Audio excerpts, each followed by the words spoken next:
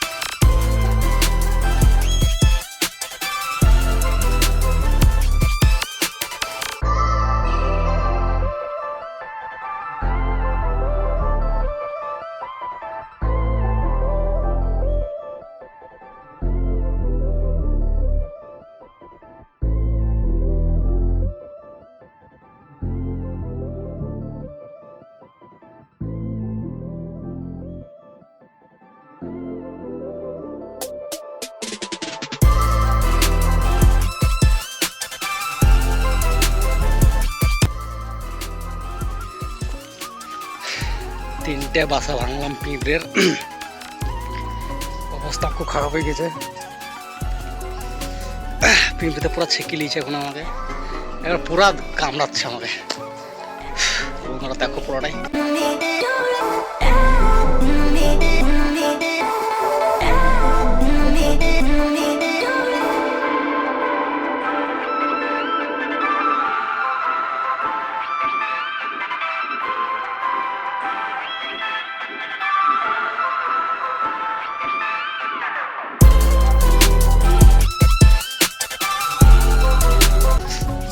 বন্ধুরা পিঁপড়ের ডিম ভাঙা লয়, পিঁপড়ের কামড় খাওয়া।